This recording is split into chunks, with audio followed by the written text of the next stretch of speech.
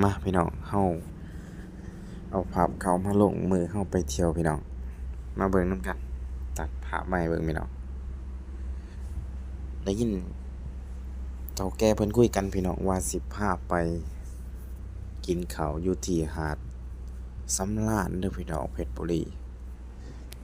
เฮาถ่ายบรรยากาศมาให้เบิ่งพี่น้องติดตามเด้อพี่น้องเด้อมาเบิ่งนำกันว่ามันสิยังเฮิงบ่พี่น้องสิฮอดเอาถ่ายมาไว้ให้เบิ่งพี่น้องเก็บบรรยากาศภาพบรรยากาศที่ไปเที่ยวเนาะพี่น้องเนาะนี่สุดมาฮอดแล้วพี่น้องนี่คือทางเข้าหาดสำราญเด้อสำราญยินดีต้อนรับเพิ่นว่าเพิ่นเขียนไว้เนาะเฮาก็เดี๋ยวรถเข้ามาเลย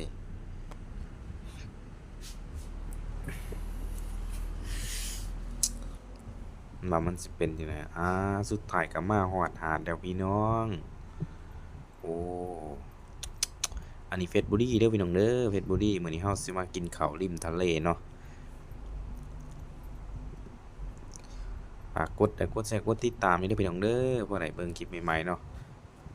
ลงมาหาจักหน่อยวาดฮอดทะเลแล้วพี่น้องหมู่หลายคนเพิ่นก็โอ้สุดยอดเลยเพิ่นว่า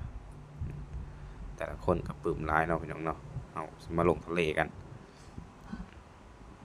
จุดหมายปลายทางเฮาคือเฮาสิลงไปหัวหินเด้อพี่น้องแต่ว่าเฮาก็มาแวะกินข้าวอยู่ที่หาดสำราญเพชรบุรีเนาะพี่น้องฝากกดติดตามไว้เด้อพี่น้องเด้อเพิ่นก็สิมีหลายคลิปหลายอันนี้ขั้นตอนเนาะที่เฮามาลงให้เบิ่งพี่น้องสิอันนี้คือสิเป็น EP 1พี่น้องเพราะว่าเฮากำลังเริ่มต้นเดินทางเนาะมาเบิ่งนำกันติดตามเด้อพี่น้อง